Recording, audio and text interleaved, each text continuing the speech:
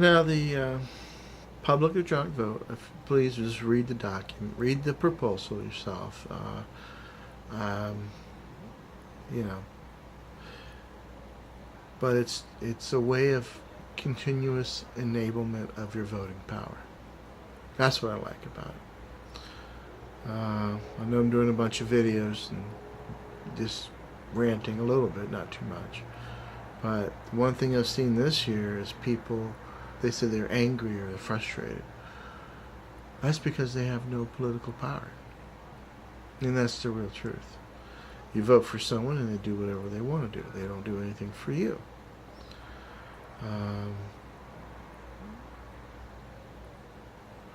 That's where that anger comes from. Basically, the truth is that you are, you have the right to vote. You have the right to change the constitutional amendment. You have the right to have your own enablement of political power, enablement of voting. Not just once every 4 years, but with the public, with little smartphone type device, vote all the time.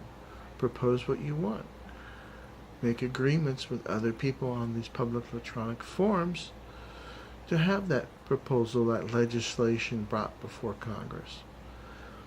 Now, the amendment's long because I had to figure out how to keep politicians from stopping it. And I missed out. I mean, I thought of this 2 years ago, two and a half years ago. I had no idea that politicians would do what they're doing today. So I added the implementation clause. The right to give a timetable, because the politicians were taking away their power. The power to approve, the power to pass laws. What we're doing is adding our power of vote to this process. So the approving authority would be Americans. Now you can say, well, it's only a third of the vote, but really look at Congress. Half Democrat, half Republican. Either party is going to need a public electronic voter to get legislation passed. And we reserve the right to propose legislation. Put them to the test. Put them to the vote. Make them vote. It is no mistake that the opposition to President Obama, what did they do? Remove as much of his ability to pass laws. That shows you the power of the ability to pass legislation. So, public electronic vote gives you a little bit of power. Granted, it's populist power.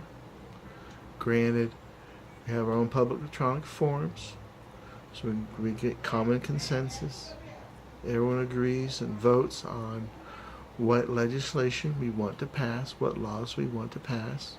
That would be put to a public electronic vote on the forum, and that would be, when that is passed, that becomes the legislation that is proposed before Congress. But that's just the beginning part, So, just an idea.